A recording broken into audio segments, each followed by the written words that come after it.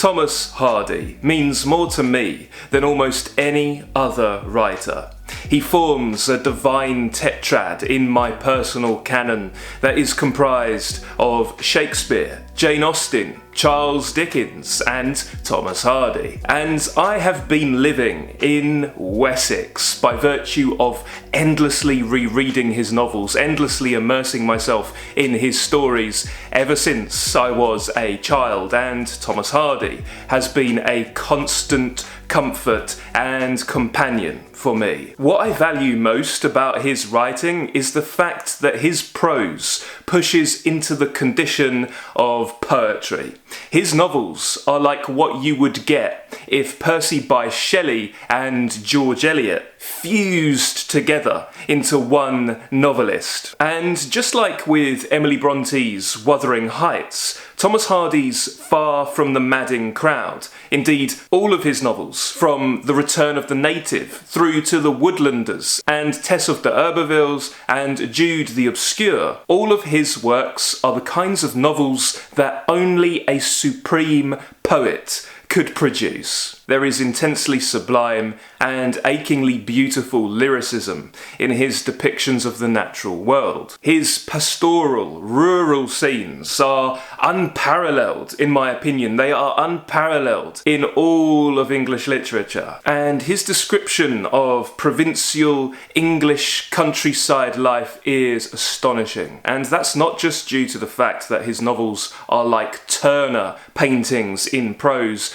but that's due to his people. Hardy's novels are where romance meets realism, and his characters are at once symbol, they are incredibly strikingly symbolic, and deeply psychologically complex, particularly his women characters, who are so strong-willed and give voice to such progressive ideas that Hardy often solicited the furore, the criticism of his contemporaries, but this would help to cement his reputation for all time. And today, as we are now kicking off a deep reading and exclusive lecture series for Thomas Hardy's Far from the Madding Crowd at the Hardcore Literature Book Club at patreon.com/hardcore literature. And this is the novel that I believe makes the best entrance into his body of work. This was his first masterpiece, and indeed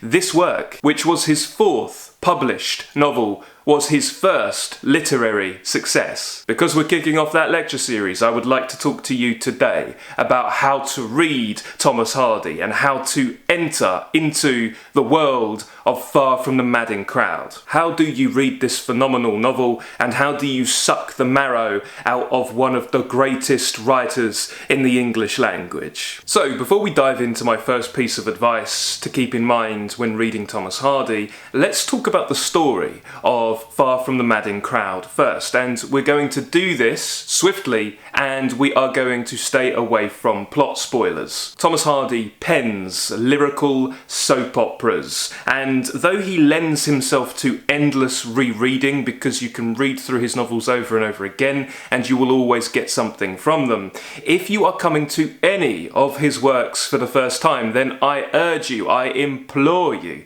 to protect yourself and to stay away from plot details and just go in blind and allow the story to unfold gloriously before you. Far from the Madding Crowd is a tale of passion, courtship, and the complexities of romantic love and sexual relationships, set against the stunning backdrop of rural England. The hero of the story is the loyal and dependable shepherd Gabriel Oak, and he is the first suitor of the headstrong, independent and alluring Bathsheba Everdene, who has recently inherited her uncle's farm estate, and she is determined to manage it successfully. Which means, of course, in the mid-19th century, which is when the novel is set, That means navigating all of the challenges, all of the obstacles that come with being a woman in a man's world. Bathsheba has 3 suitors. So the first is Gabriel Oak, the second is farmer Boldwood, William Boldwood, a wealthy yet reclusive farmer, and then the third is the cad, soldier, seducer, Sergeant Francis Troy. And following Hardy's flawed characters against the rhythm of working upon the natural world provides the ingredients for a complex,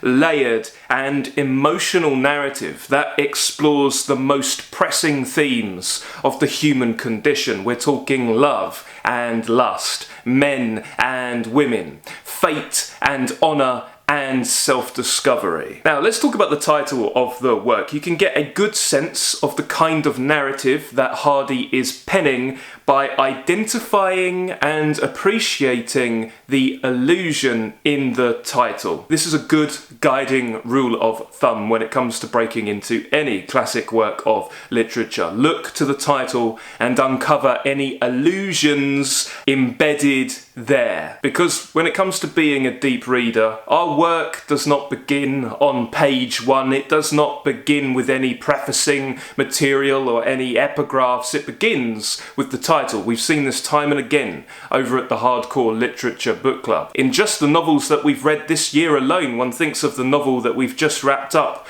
Toni Morrison's Song of Solomon. That's a biblical allusion. One might think of John Steinbeck's East of Eden, another biblical allusion. One might think of David Foster Wallace's Infinite Jest. We read that recently, a Shakespearean allusion. And so what is the allusion in Thomas Hardy's title, Far from the Madding Crowd? Well, this comes from one of my personal favourite poems of all time, Thomas Gray's Elegy written in a country churchyard from 1751. This poem, which is beautiful, and I really do urge you to spend some time with it, read it aloud, take it outside with you, maybe try to memorise your favourite stanzas. This poem was written in the wake of the poet's friend's death. In fact, around the time of penning this poem, Thomas Gray was losing quite a few friends and family, and he was suffering a lot of personal trauma. There was a lot of misfortune in his life, and that really comes through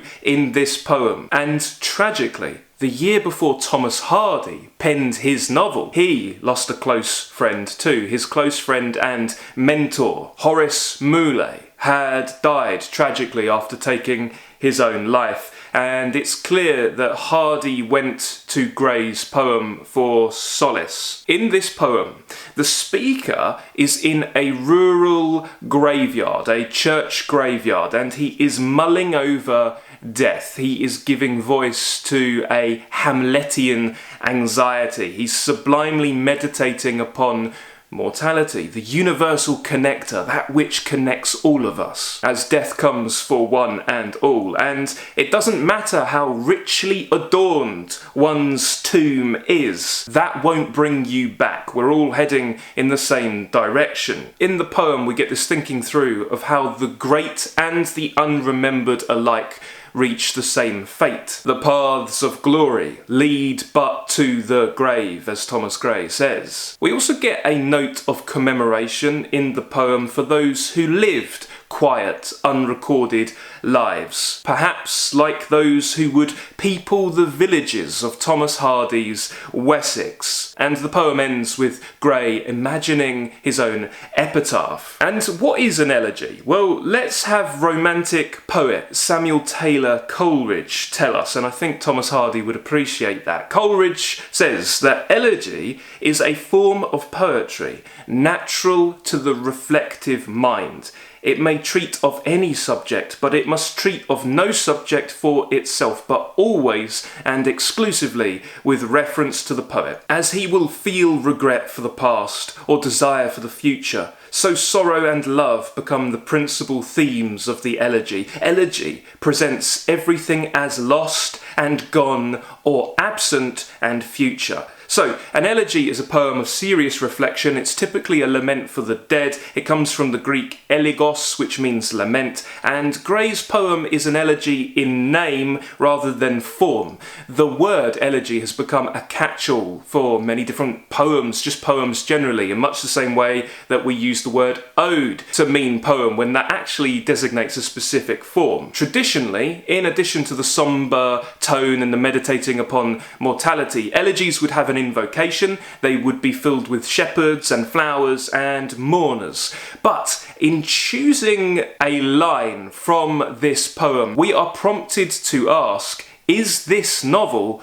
Thomas Hardy's elegy? Does his novel contain elegiac qualities? Is this a deeply personal, reflective, meditative work upon mortality? In this novel, do we get a poetic work on society, a comment upon the frenzied, madding crowd? That's what madding means. It means frenzied. Do we get a comment on that which is ephemeral versus that which is eternal? Do we get the madding crowd and their ignoble strife set up against the landscape, the rural, natural world? In short, is this novel Thomas Hardy's rural, pastoral prose poem? Spend some time with Gray's poem before you go into Hardy's novel, and keep that in mind, keep that question in mind as you read through. The title comes from one of the stanzas of the poem. Far from the madding crowd's ignoble strife, the unremarkable small town's people kept the noiseless tenor of their way, which sounds to me very much like Thoreau's mass of men leading lives of quiet desperation. That's the stanza that the title comes from, but I'd like to just take a brief moment and read you the opening of the poem because it really is so beautiful. It's a gorgeous work, and Gray manages to be both richly visual, like a painting, and beautifully melodic, like a piece of music. And when you have this opening imagery in mind and you feel the delicacy of this poetry, you will then see that Hardy takes the effect of this poem and transmutes it into prose. The poem begins, "The curfew tolls the knell of parting day. The lowing herd winds slowly o'er the lea. The ploughman homeward plods his weary way, and leaves the world to darkness and to me." I absolutely adore the assonance in this opening stanza. Can you see it all? Can you see the darkening upon the landscape, upon the rural world, and the poet left alone? The second stanza goes, "Now fades the glimmering landscape on the sight, and all the air a solemn stillness holds, save where a beetle wheels his droning flight, and drowsy tinklings lull the distant folds. Save that from yonder ivy-mantled tower, the moping owl does to the moon complain of such as wandering near her secret bower molest her ancient solitary reign.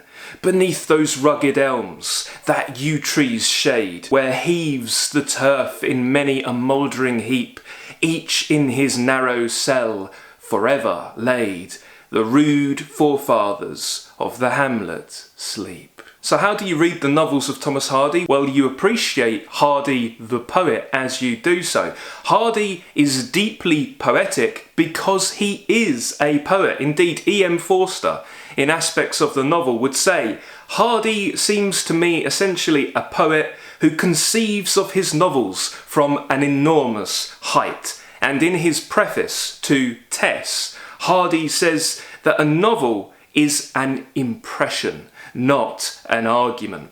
And this is very artistic lexis, isn't it? Perhaps one thinks of Joseph Conrad's iconic preface. He's another Victorian modernist, one who straddles both worlds, and you can tell when you read him. Perhaps one thinks of Joseph Conrad and his assertion that above all, his aim in his novels is to make you see. Hardy says a novel is an impression and not an argument.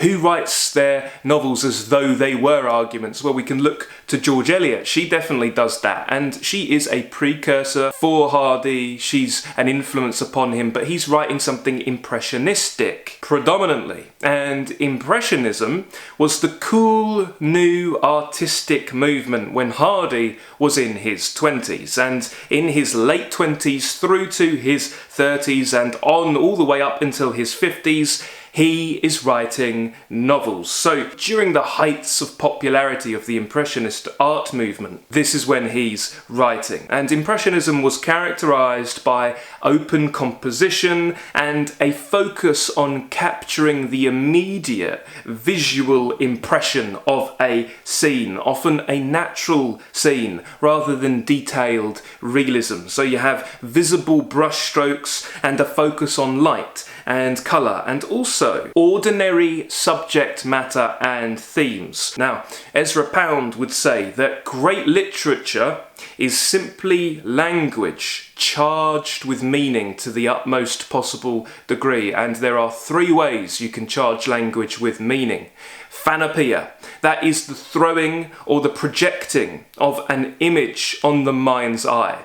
Then you've got melopia, that's musicality, melody, yeah? And then you've got logopia, which is metaphorical, figurative language. And I believe that great artists, great writers, typically reside in one zone more than another. They have a dominant artistic language, like a love language, if you will. Some writers are supreme when it comes to visual imagery, others are really musical, and others are primarily figurative. And when it comes to Hardy, I see him as being visual first and then musical. Of course, he does metaphor very well, he does symbolism very well, but that is the dominant mode, the visual, I think. Give him a read, keep these designations in mind, and tell me what you think of that. Now, Hardy began writing poetry in the 1860s, which was around the same time that he was writing novels, but he was focusing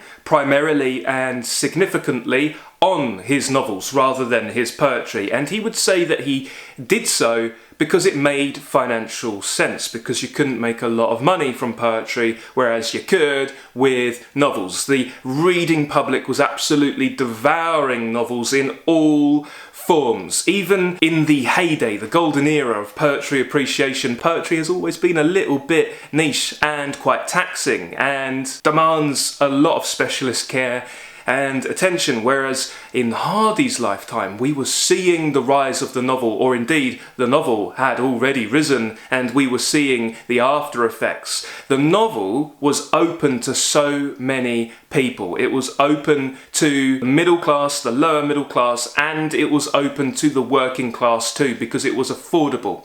You had Moody's Lending Library, where you could get an annual subscription and you could go in and you could check out the latest volume of the latest triple decker. What would happen typically with the Victorians is they would publish in serial form and then they would publish the novel in 3 instalments, and that's what Thomas Hardy did with Far From the Madding Crowd. That's what Dickens did with many of his novels, like David Copperfield. So you'd get volume 1, you'd read it, you'd take it back, and then you'd get the second volume. Now, of course, you could also just follow stories in serial form in the newspaper, and that was very affordable too. And this was popular entertainment. People would talk about the latest Thomas Hardy or the latest Dickens. They would talk about Middlemarch. They talk about these stories the way we talk about television shows today. So many societal factors came together to shoot the novel into the heights of popularity. You had the rise of the railway. In the age of industry, the railways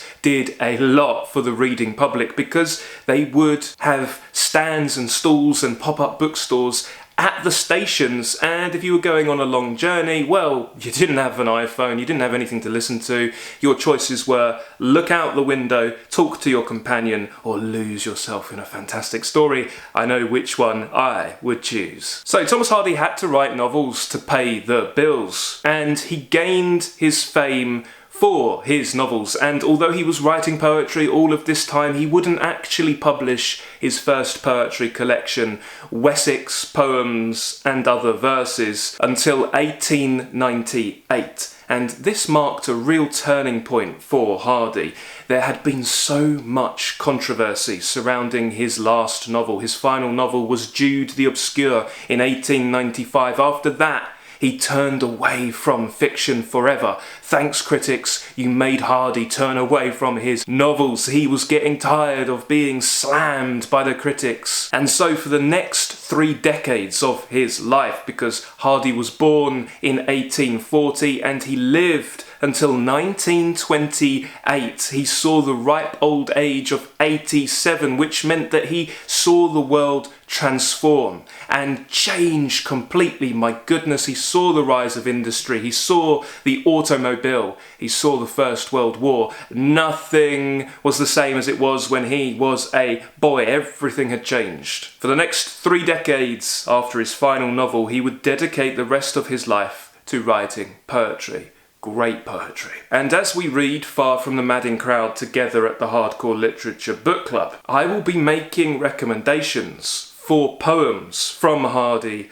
along the way. Complimentary poems to supplement your reading of this great novel and make the experience all the more profound. And an appreciation of the poetic nature of Hardy's prose carries us back through the tradition of English literature. As I've said before, in English literature there were 3 seismic shifts. There was Shakespeare, then Milton, and then Wordsworth. And I don't know how possible it is to not be writing in their shadow, because they really invented the English language and the literary forms that we take for granted today. James Joyce did a fair job of coming up against Shakespeare and agonistically wrestling with him. But what typically happens is lackluster writers will be buried under these 3, whilst great writers will sublimely channel their spirit, and the greatest writers dare to contend with them. You're always influenced in English by these writers, either directly or indirectly, circuitously through the other writers who have had an influence upon you. And when you read Thomas Hardy, you're reading all 3. You're reading Shakespeare and Milton and Wordsworth. And you're also reading the Bible. The language of the King James Version of the Bible, the language of the Geneva before it, is embedded in our literature. These are the foundational works: the Bible, the complete works of Shakespeare, Paradise Lost, Lyrical Ballads. And interestingly, you can divide the tradition of English poetry into 2 camps. You can see poets as following the offshoots of Puritanism, Protestantism, or you can see poets writing in a Catholic, a more conservative strain. Catholicism is equated with conservatism, Protestantism and Puritanism. That sort of poetry has a tone of revolutionary defiance about it, and you can see poets in one of these 2 traditions, even if they are atheists. And indeed, the strongest poets are always a sect of one. This, of course, is a whole lecture for another time, but Hardy is in the Protestant camp. He was raised in an Anglican family in Dorset, though he would question religion and develop fierce skepticism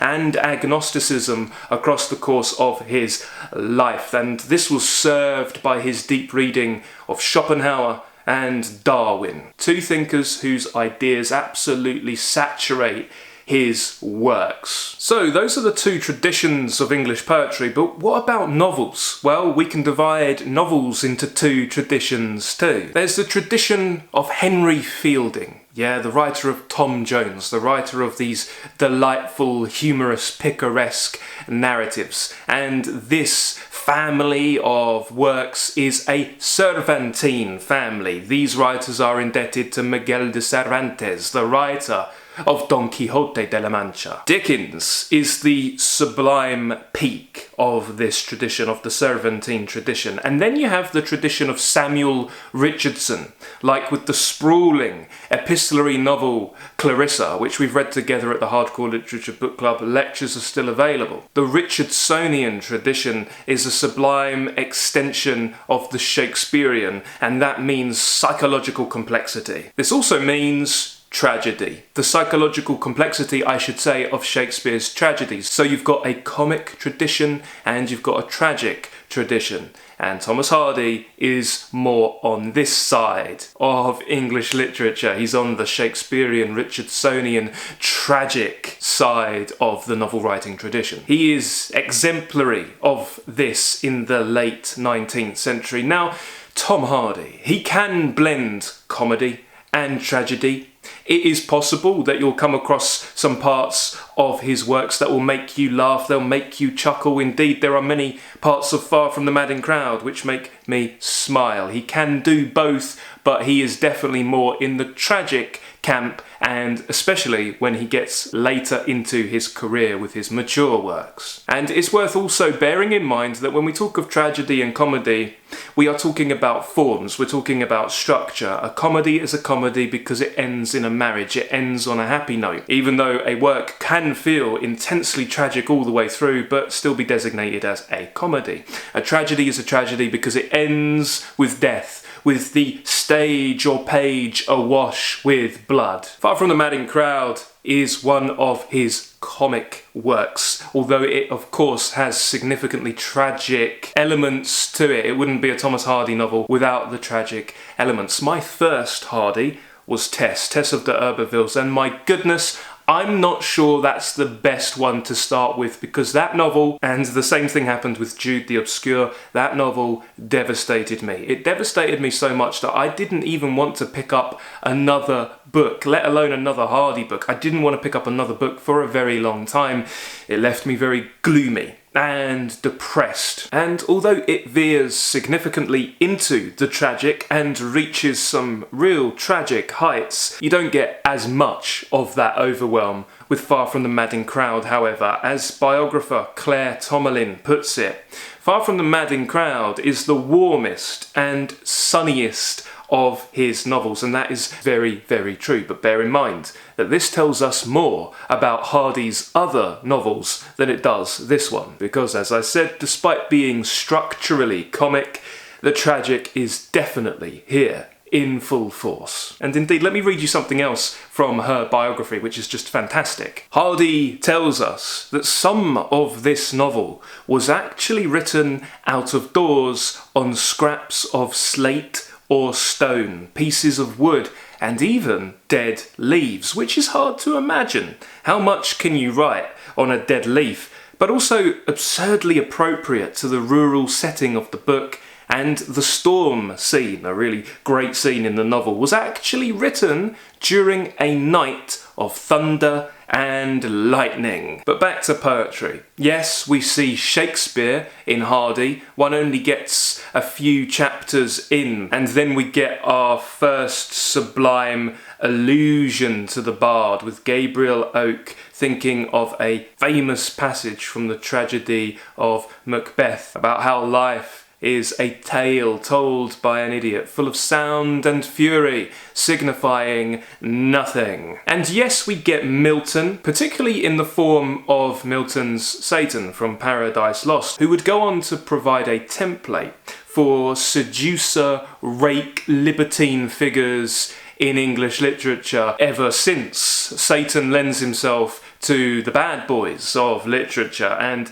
Sergeant Troy is our stereotypical cad, our Byronic protagonist who is bad and very dangerous to know. But we also feel the heavy influence of the romantic poet William Wordsworth, and it is so difficult to convey just how thoroughly poetry and then novels changed after his and Coleridge's Lyrical Ballads. If you want a really leveraged move when it comes to understanding the tradition of English literature, then pick up Lyrical Ballads and treat yourself. Indeed, there's a really great experiment that I want to conduct in the future that I gained the inspiration for from Ted Gioia, a fantastic jazz critic. He would say that in the world of jazz, Louis Armstrong was the Shakespeare of jazz, and for weeks at a time he just listened to works produced before Louis, and then he treated himself to Louis and everything that came after, and my goodness, you can see the shift. I would love to do something like this for Shakespeare, that would be very interesting, and I would love to do something like this for Wordsworth too, before and after Wordsworth. The preface to that work, Lyrical Ballads, helped shape the Romantic movement and redefine English poetry. Wordsworth and Coleridge outlined several aims in what is essentially an aesthetic manifesto. One of the aims was to use common language, to move away from elevated diction that was default and embrace a more everyday and accessible language, a language that was accessible to common men and women and was part of common speech. Another aim was they wanted to focus on ordinary subjects, choosing subject matter from everyday life and nature that once again the common man and woman could relate to. Another aim of theirs was to emphasize emotion, put emphasis on emotion and imagination. One main goal of their poetry was to use their poems as the spontaneous overflow of powerful feelings recalled in tranquility. And another one of their aims was to foster a greater connection between man and nature. Indeed, I think of Carl Jung in the 20th century, who warned that the further man strays away from nature, the further he strays away from himself. And this could well have been a great guiding ethos for the Romantic poets in the late 18th through to the early 19th century. And we feel the influence of all of this in the writings of Thomas Hardy. His language is largely accessible, though he can craft very difficult and complex sentences, and he can solicit archaic lexis, deliberately so, but by and large he is an easy read. He's accessible and he focuses on everyday topic matter. Who peoples his world? Farmers, workers, normal people, working class and lower middle class is around the rung that he focuses on, not aristocracy, not really. Yes, there's some gentry in his works, but by and large, a lot of his characters are nouveau riche, they are new money, or they're self-made, and typically there's a lot of class anxiety coming through in his work. And of course, an emphasis on emotion, and Thomas Hardy definitely does that.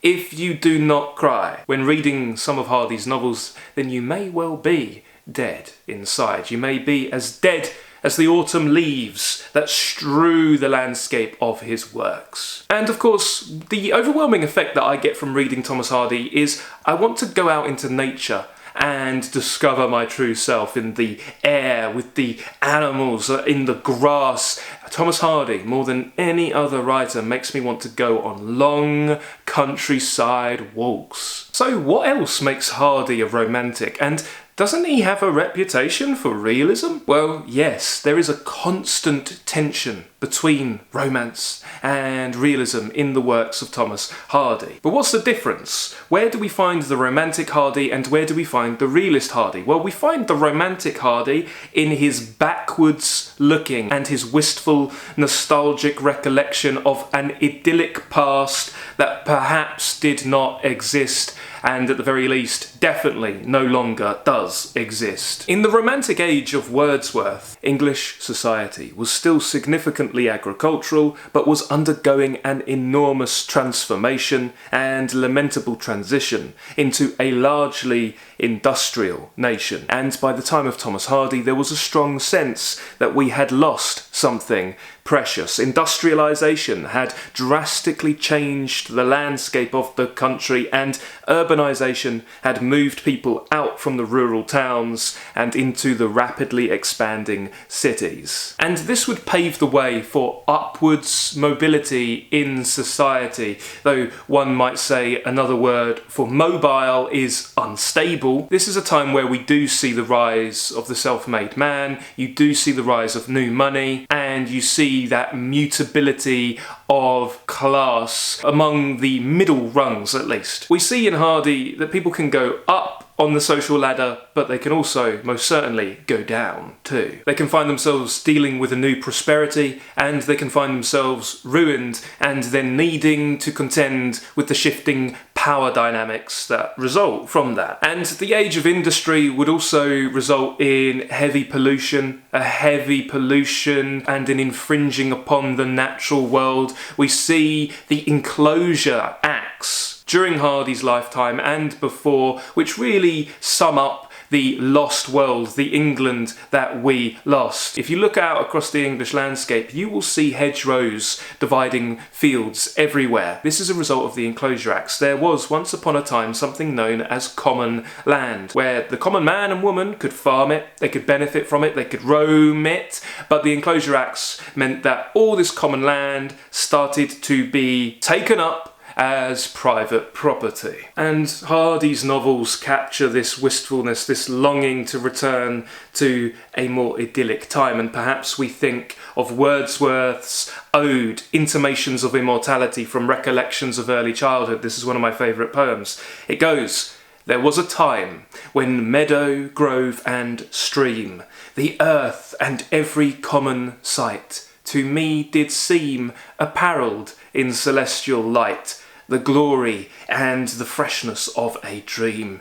It is not now as it hath been of yore, turn wheresoe'er I may, by night or day. The things which I have seen, I now can see no more." Hardy is writing in the 1870s, but despite not overtly dating things, he is setting this novel in the 1840s and 50s, and like George Eliot, he is romanticising the days of his youth. Shakespeare did this with his Forest of Arden. And my personal theory when it comes to the mythologizing of Arden or the mythologizing of Arcadia, Thomas Hardy is an Arcadian writer with dark tones running through him. Arcadia or the Garden of Eden. I believe that these myths originate from our hazy recollection of our infant years, back when our parents provided our models for God. We recall a time of innocence that we no longer have access to. Think about the eating of the tree of knowledge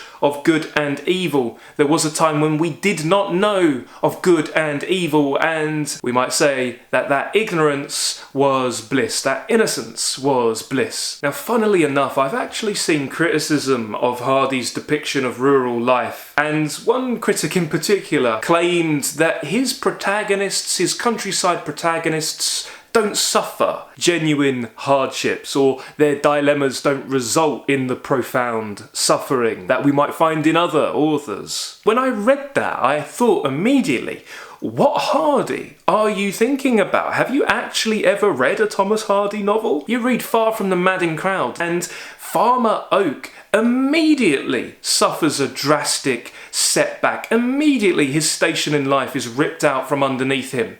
Immediately he is financially ruined and faces intense hardship, not to mention the intense hardship that he faces due to his love for Bathsheba. I don't know, perhaps the critics who say things like this are actually saying that the countryside folk depicted in Hardy's novels don't meet their stereotypical expectations of what they should look like. I think they're living, breathing human beings. And I really love what Terry Eagleton says about Hardy. He reminds us that Hardy was writing in and about a rural England that was a place struggling with poverty, falling profits, unemployment, cutthroat foreign competition, trade union militancy, the impact of modernisation, a steady hemorrhage of population from the countryside to the industrial towns, and the loss or decline of a range of traditional skills and customs. There was little pastoral about this rapidly unravelling social fabric, and certainly nothing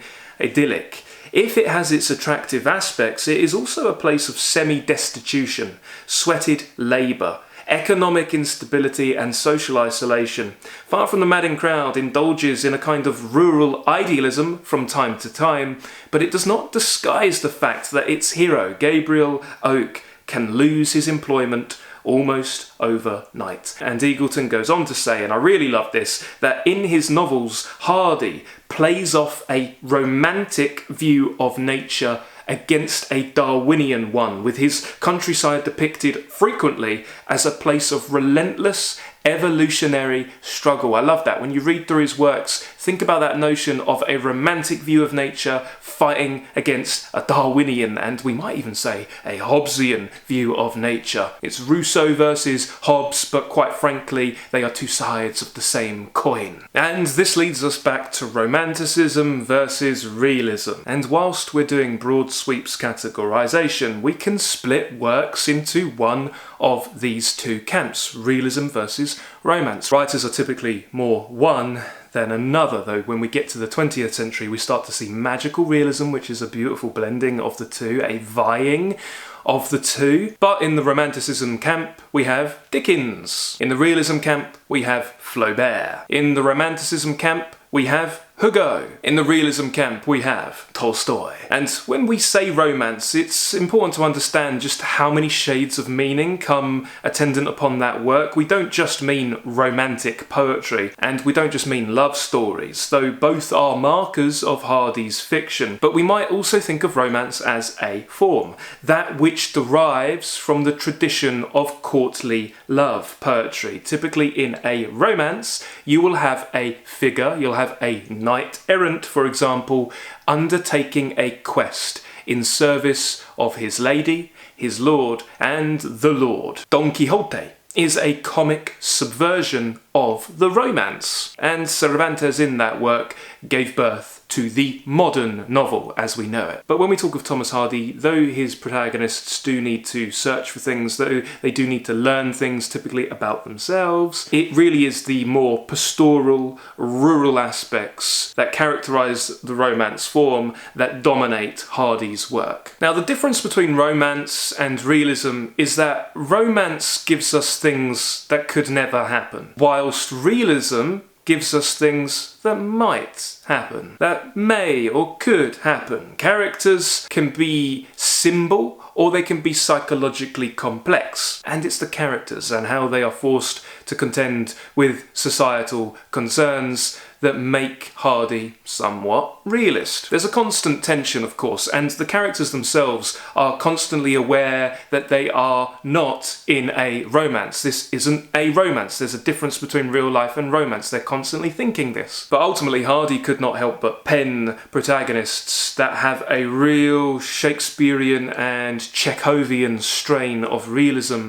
about them. As I've said, most particularly when it comes to his women. And there are few writers who can do men and women characters very well. And the writers that can excel with one sex, that can write one sex compellingly, typically that's their own sex. Hardy is a curious writer because he is a man who crafts his women characters with what seems to be a deeper understanding of their psychology than the male characters. And if you know nothing of Thomas Hardy's biography, it may then come as a surprise that he was so tragically estranged from his first wife, Emma, for much of their marriage and for much of her life. And after she died, he found himself haunted by her memory. He lived in deep regret. He didn't realise what he had until it was gone. He missed her and yearned for her and never stopped grieving for her. Even when he remarried his second wife, Florence, he was obsessed to the day that he died with Emma, and he kept her memory alive, and he stoked his own grief with an outpouring of some of the most pained poetry in modern literature. So let's talk about Thomas Hardy's characters. On the one hand, there is great symbolic weight to his characters, the same way that Steinbeck would call his characters in East of Eden sign people. They stood in for ideas, and if you want to know the effect of reading Hardy, and you haven't read Hardy, but you've read Steinbeck, then I would say that Thomas Hardy is the English Steinbeck, or indeed Steinbeck is the American Hardy. That's the kind of effect I get from reading him. We can look to the names of the characters in Far From the Madding Crowd, and we can find symbolic weight in the scriptural allusions embedded in their names, in their appellations. Now, this is very Victorian. In the Victorian era,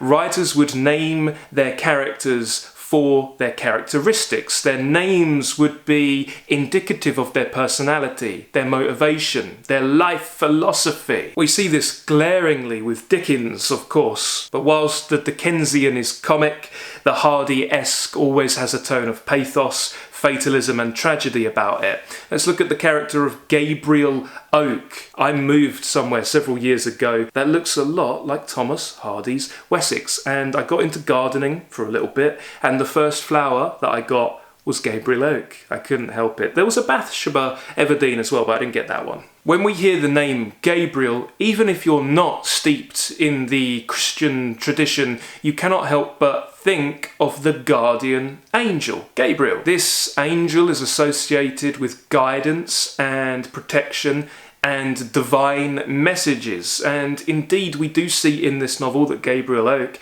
is like something of a moral compass to Bathsheba, and he is a shepherd. And of course the surname Oak, we think of an oak tree. What's an oak tree like? It's sturdy, it's strong, it weathers great storms, and it's constant. Gabriel Oak carries symbolism with him. He's got his shepherd's crook, and we might think of the biblical associations when talking about being a shepherd or having a flock, looking after a flock. He also has a timepiece that he carries with him, and it's not accurate. Sometimes it's fast, sometimes it's slow. And we're also told at the beginning that 6 days out of the week he is wearing workers' overalls. So he's a guardian figure, he's a shepherd figure, but he's also a bit of an everyman. He's an everyman figure too.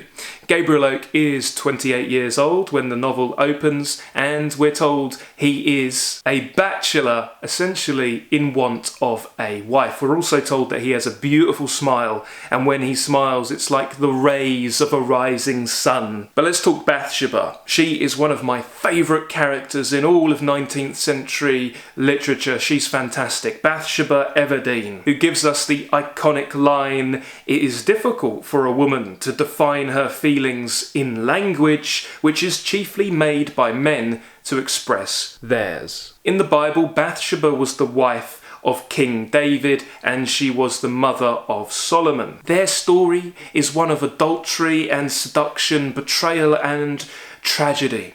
David desired Bathsheba after seeing her bathing, despite knowing that she was already married to a soldier called Uriah. And David was so struck by her beauty that he slept with her, and she then fell pregnant. To try to cover up the sin, he attempted to recall her husband from the battlefield, but when he refused, he ordered him to be sent into the thick of the fighting and for support to be withdrawn, which would lead to his death. Bathsheba mourned him, then married David and gave birth to a son who would become ill and die because the Lord was displeased with this couple. She would later go on to give birth to Solomon, the king who would be renowned for his wisdom. In this biblical story, we get two deeply flawed characters, Bathsheba and David, who discover the destructive power of sin. But the story is ultimately one of redemption, and it's about how guilt can be wiped away through repentance. Give this biblical story a read in 2 Samuel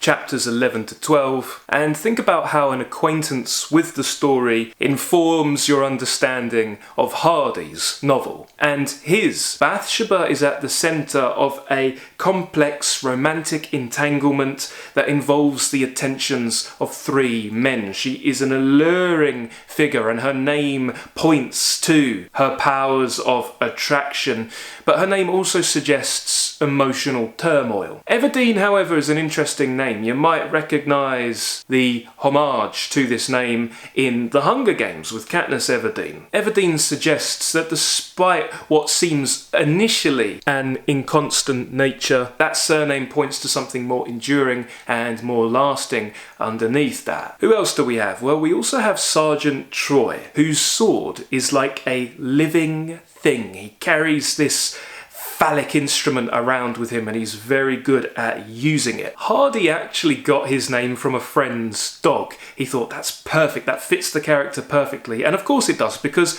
what do we think of when we think of Troy?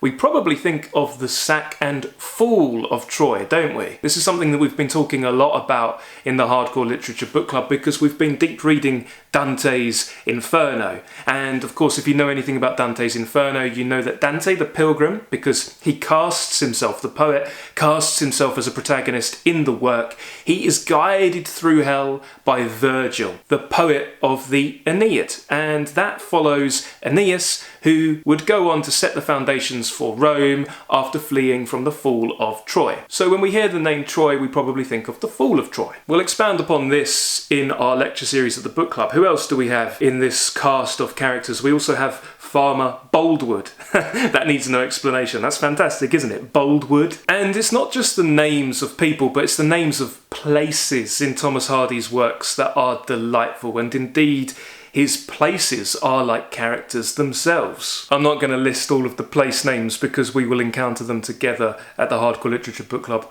over the course of our journey through this work, but one of my personal favourites is Lower Puddle. That's a place name in Hardy, Lower Puddle. Isn't that fantastic? Isn't that just so Tolkien-esque? There's no way that J.R.R. Tolkien was not steeped in the novels of Thomas Hardy as much as he was in the medieval narratives, the narratives of Beowulf and Sir Gawain and so forth. Hardy's names are powerful because they communicate something about the essence of the person or place, but his people are also living, breathing, feeling, conflicted and eminently human. They are human, all too human and thoroughly human all the way through. And he paints realistic individuals in an age where the individuals in novels were largely types. In aspects of the novel, E.M. Forster delineated two types of character. You had flat and round character, and round characters are typically central protagonists, and it's true that Hardy does have flat characters, but he does his round characters very well too. And we might think, wait a minute, there are so many great Victorian novels that are full of round characters. Wasn't that the norm?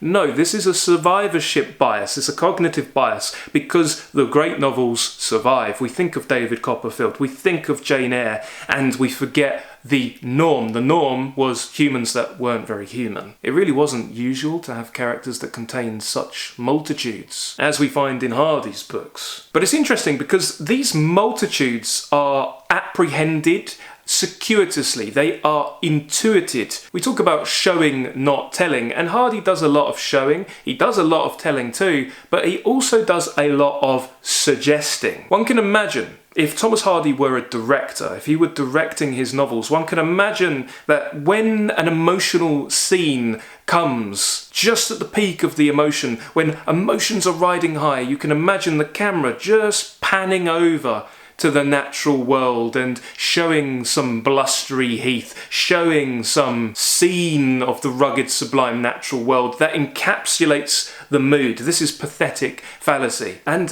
this is what Hardy does a lot. A lot of the time he'll give us the tormented scene, the tormented turmoil, the emotional scene, and then he'll move to the natural world and leave us to infer it, and I love that. And it's really interesting to look at what the critics of the time had to say about his characters, particularly his women characters. He got so much critical flack for his proto-feminist stance. If you want to talk about a society being patriarchal, then that applies most fully to the Victorian age. You probably won't find another male author of the 19th century in English literature that gives voice to and explores and sympathises with the plight of women as fully and rigorously as Thomas Hardy does. Indeed, one of the worst contemporary critical responses he received was off the back of Tess of d'Urbervilles. Now, you probably know, if you know anything about that novel, that the narrative hinges around a moment of sexual assault that is not overtly shown. And whilst some readers sympathised with Hardy's tragic heroine,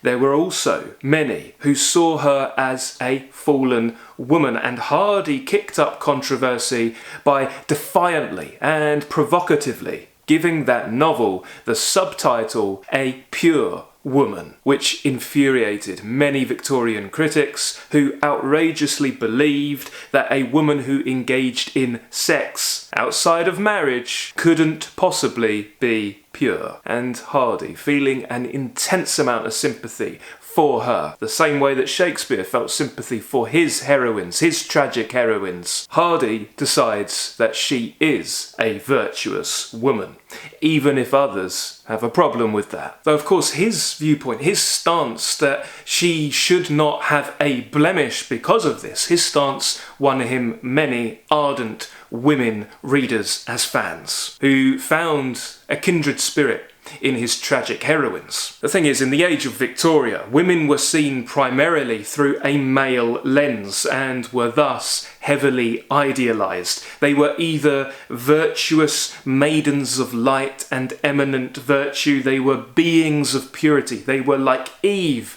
before the fall in the Garden of Eden, or they were fallen ladies. Hardy's novels were an affront to these paradigms, and Hardy depicts the outrageous double standard that existed in society between men and women, and he dared to sympathise with women as humans, not as idealised beings. One thinks of Christina Rossetti's poem In the Artist's Studio, in which she was observing her brother painting the same model in different biblical and folkloric scenes. And in that poem, she talks about how her brother is not seeing the woman, but is seeing what he wants to see on his mind's eye. He's seeing the idealisation. This was common at the time. Hardy, however, dared to depict women who were complex and conflicted and real, and indeed it's the male characters in his books that romanticise the women, and that is frequently shown to be their flaw. And speaking of flaws, I present to you what one contemporary critic had to say about Hardy's women. Mr. Hardy would seem to have set himself the task of illustrating in every conceivable way the Virgilian dictum about the nature of women.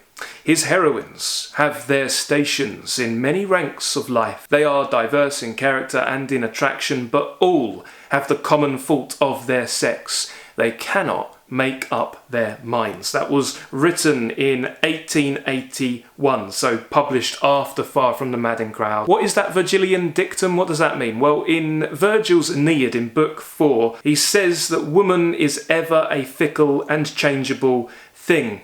But I would say this applies as fully to Hardy's men in his novels as it does his women. Do Hardy's women change their minds? Yes, absolutely they do. We see that with Bathsheba over the course of Far from the Madding Crowd. But real people do exactly that too. And most people, in fact, do nothing but that. They are nothing but variable. They are either intensely variable or they are completely steadfast and unrelenting, and there's no middle way, there's no middle ground. Many people change their minds but do not learn from experience. But one of the reasons why Bathsheba Everdene is such a strong character is that she does learn from her mistakes, which typically arise despite her capability and despite her strong will. They typically arise from a lingering naivety that can be exploited or misunderstood. She makes the wrong decisions, but she grows and she learns to make the right ones ultimately. And this is so relatable, and we can learn and grow by virtue of vicarious experience as we weather the storms in Hardy's stories. Now, thinking about the idealisation and de-idealisation of women, we also have continuous comments on what is and what isn't expected of a woman. And the constraints of Victorian convention are shown to be claustrophobic. When Bathsheba goes to the farmer's market, having just inherited her farm, which is a place of buying and selling and negotiating and haggling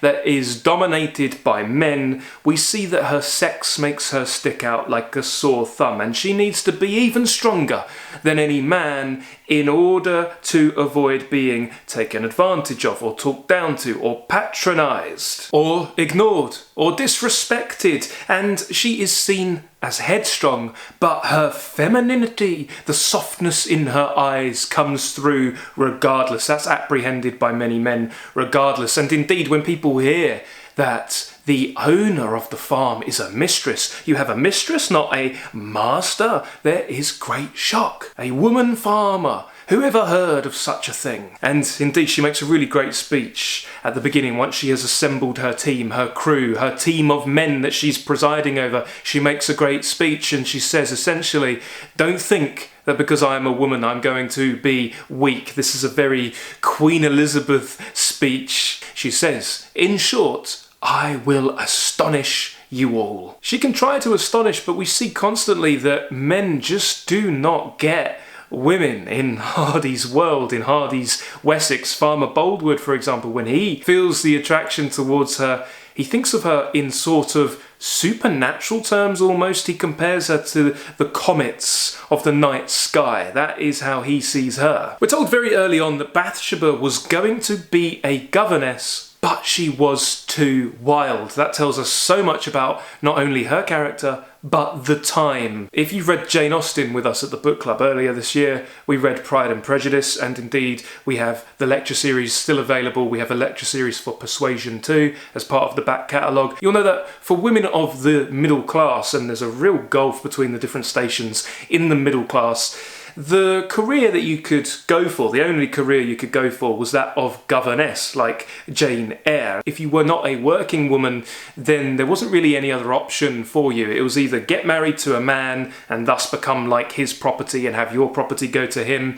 or be a governess, or be an old maid. Bathsheba does not want to live in the role that has been set out for her by society. She does not want to accept blindly the role of domestic duties, of dutiful wife, at least to just anybody. And I really cannot emphasize enough just how revolutionary and affronting many of the things Bathsheba says would have been in 1874, when Farmer Oak, right near the beginning, so this isn't a spoiler, when he proposes marriage to her, listen to what she says. I hate to be thought men's property in that way, though possibly I shall be had someday. Gabriel Oak persists. He paints a picture of domestic married life, of him providing for her, saving up together, giving her the things that she wants. I shall have a piano. I can afford a piano in a year's time, and then we will have children. And she says, I've tried really hard to envision it, and I've been thinking, for a marriage would be very nice in one sense. People would talk about me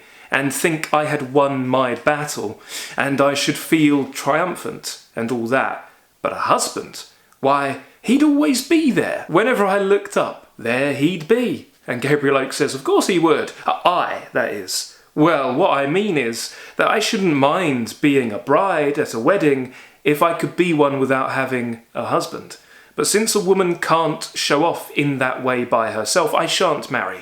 At least, yet. He continues to persist, she continues to rebuff him, and then she says, Mr. Oak, I want somebody to tame me.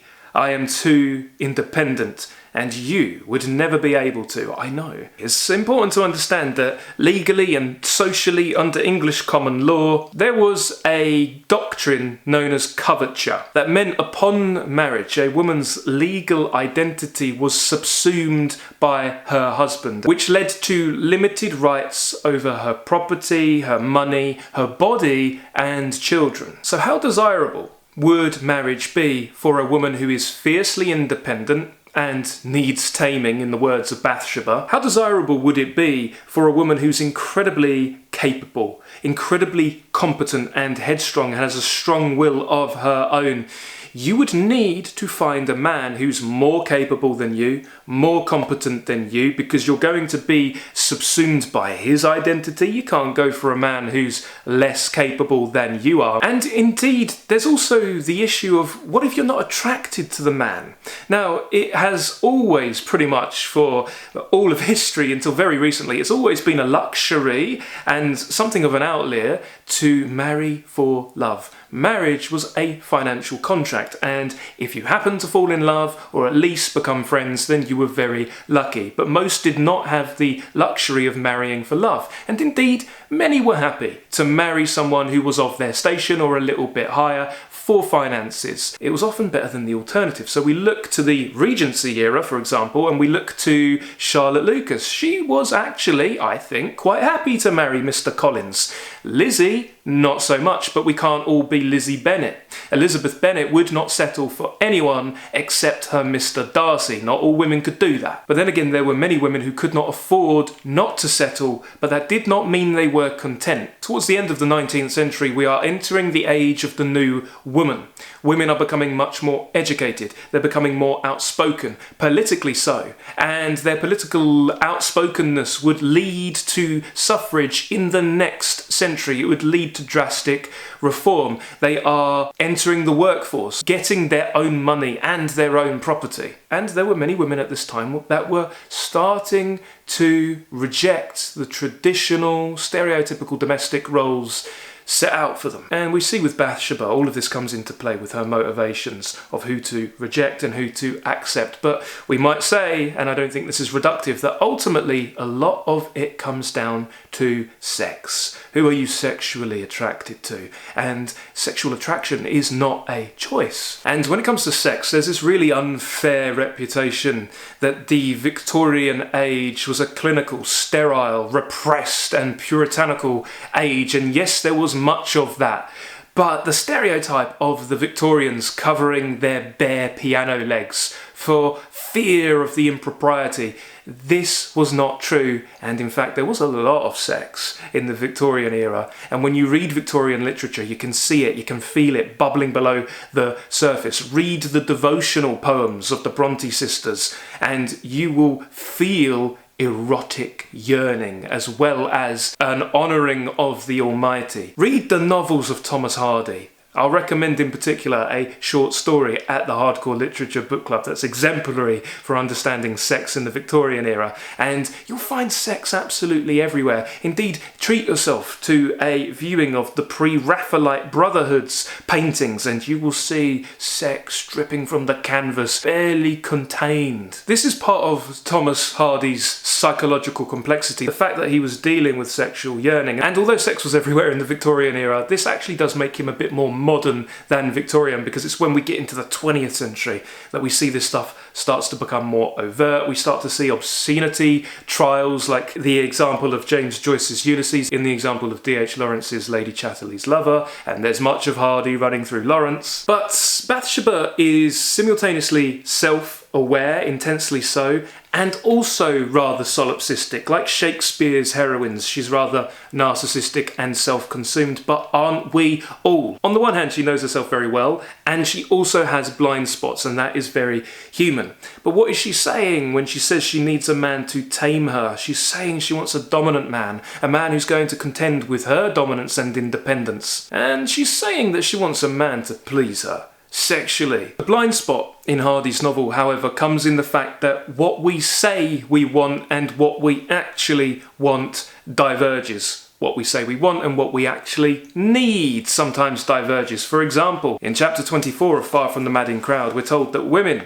are never tired of bewailing man's fickleness in love, but they only seem to snub his constancy. With Bathsheba, we see that she might need a man who's dependable and reliable and steady and constant, but who she actually feels attraction to is someone who is not going to provide those things. She's attracted to the man who's a bit more dangerous, a bit more inconstant, a man who could hurt her, and a man that, simply put, is not going to be ideal as a long-term match. Like in the novels of Austen, like in the plays of Shakespeare, we see in the novels of Thomas Hardy that there is a war betwixt the sexes, though it's not quite a merry war. As in Hardy, it's always more tragic than comic. And we see that men and women alike in Hardy's Wessex have a real chip on their shoulders about the other sex. And typically the problem they have with the other sex applies just as fully to them.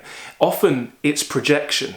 You can see when you read Hardy's novels that people project their own fears, their own anxiety about what they are really like. Simply put, Thomas Hardy's people are just like people we actually know. In fact, they are often just like us. And I think no writer summed up the glory of Thomas Hardy's novels like Virginia Woolf. Indeed, these two were friendly with one another towards the end of his life, when she was in her 40s and he was in his 80s. Indeed, here's a little literary tidbit. You might find it interesting to know that her father, Leslie Stephen, actually actually edited the magazine, Cornhill magazine, that first ran the serialisation of Hardy's Far from the Madding Crowd, and he published it originally anonymously. Virginia Woolf met Tom in 1926, and she described him chuckling about some new short stories by Aldous Huxley, and he gave voice to the shift from the Victorian to the Edwardian to the modern in literature, and he said, "They've changed everything now. We used to think there was a beginning and a middle and an end. Now, one of those stories came to an end with a woman going out of the room." After Hardy's death in 1928, Woolf penned a touching tribute that sums up why we cherish his novels so. She says, "It's when we are considering Hardy's power of creating men and women that we become most conscious of the profound differences that distinguish him from his peers.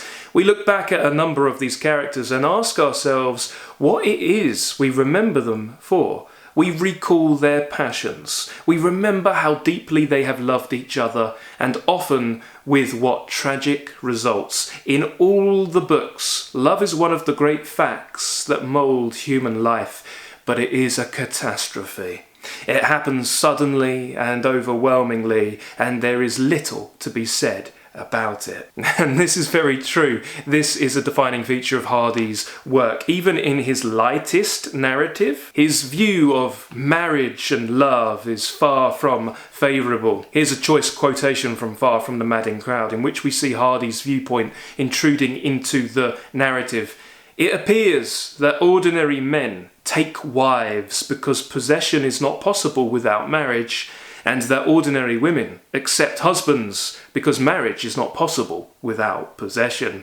With totally differing aims, the method is the same on both sides." Virginia Woolf continues and says, "Thomas Hardy's light does not fall directly upon the human heart. It passes over it and out onto the darkness of the heath and upon the trees swaying in the storm. When we look back into the room, the group by the fireside is dispersed. Each man or woman is battling with the storm, alone, revealing himself most when he is least under the observation of other human beings." How brilliant is that? Woolf really does capture the subtlety and sublimity of Hardy's characters, and just how thoroughly atmospheric his novels are, and how we are left to fill in what's raging in their hearts. And Woolf continues, "If we do not know his men and women in their relations to each other, we know them in their relations to time, death and fate. If we do not see them in quick agitation against the lights and crowds of cities, we see them against the earth,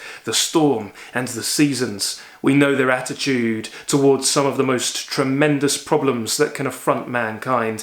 They take on a more than mortal size in memory. We see them, not in detail, but enlarged and dignified. Their speech has a biblical dignity and poetry. They have a force in them which cannot be defined, a force of love or of hate, a force in which, in the men, is the cause of rebellion against life, and in the women implies an illimitable capacity for suffering, and it is this which dominates the character and makes it unnecessary that we should see the finer features that lie hid. This is the tragic power, and if we are to place Hardy among his fellows, we must call him the greatest tragic writer among English novelists." And I would totally agree with that.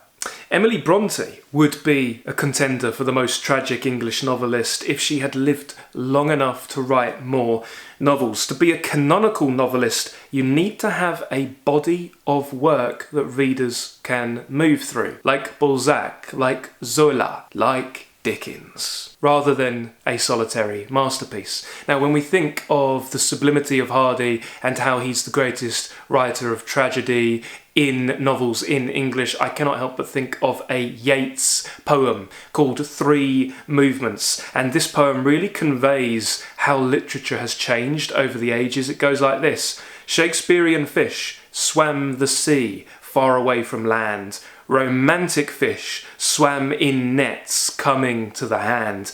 What are all those fish that lie gasping on the strand?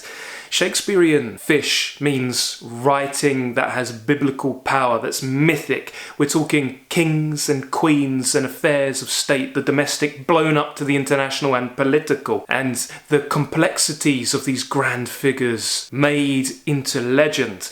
And when we get to the Romantic era, stories become localised and we become a lot more inward looking. But what about those fish gasping on the strand? Why, those are the modern fish. For every James Joyce who penned a masterwork like Ulysses and Finnegan's Wake, there are 1,000 inferior writers who think that style alone can cover for their lack of substance. But here's the problem: the style is not good enough. There is no substance, and the style is hackneyed and derivative and tired. These are the fish gasping on the strand. But Hardy is a romantic fish who approaches the condition of Shakespeare. He approaches the condition of the biblical. To be such a writer, you must harness the greatest themes of the human condition, like lightning. You must think through our mortality. You must think about fate and the kind of love that destroys. But it definitely isn't just human nature,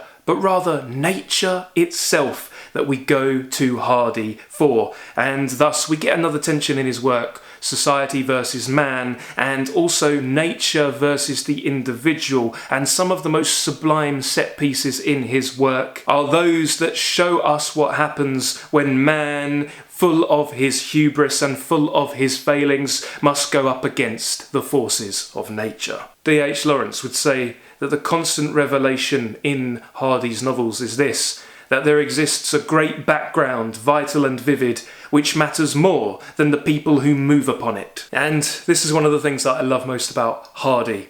It is his Wessex, and I implore you to really live in his world. Hardy creates a world that you can travel about in, and all the best writers do this. Great writers gift you an alternate reality which makes the effect of dipping into any one of their works akin to spending time in their world as a whole. You can run your finger along your bookshelf, along your Hardy collection, and you can just pluck novels out and you can zoom in, you can drop into your favourite chapters and just chill out. You can just spend some time in the company of his protagonists, roaming the moors, going through the woods, breathing the fresh air. And I want to bring our discussion to a close with a really beautiful and evocative and lyrical depiction of the natural world, one of my favourites, in a moment. But first, what is Wessex? Well, this novel, Far from the Madding Crowd, is the first one of Hardy's to mention Wessex as a place. Wessex is rather like Faulkner's Yoknapatawpha County. It's his fictional literary landscape, a fictional landscape that has very real-world parallels. Indeed, in his preface to this novel,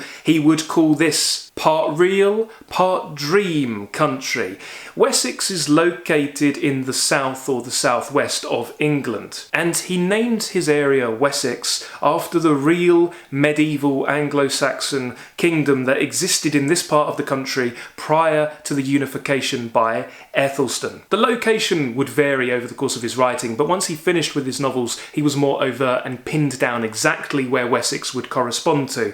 And Wessex is based on the counties of Dorset, which was his own home county, Somerset, Devon, Wiltshire, and also parts of Hampshire and Berkshire. Let's bring in Virginia Woolf one more time, and if you like Woolf, then you might like to check out our lecture series for my favourite of her novels, Orlando, at the book club, because the lectures are still available to enjoy on demand at your own pace. Woolf says the Wessex novels are not one book but many. They cover an immense stretch. Inevitably, they are full of imperfections, some are failures, and others exhibit only the wrong side of their maker's genius.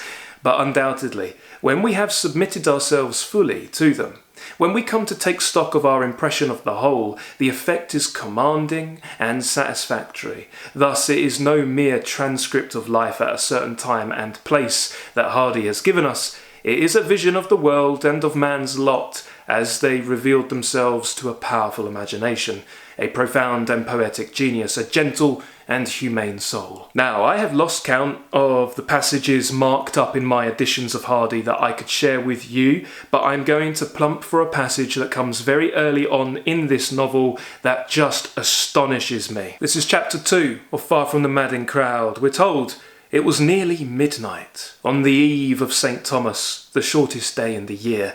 A desolating wind wandered from the north over the hill. Tonight, these trees sheltered the southern slope from the keenest blasts, which smote the wood and floundered through it with a sound as of grumbling, or gushed over its crowning boughs in a weakened moan. Can you hear the poetry come through?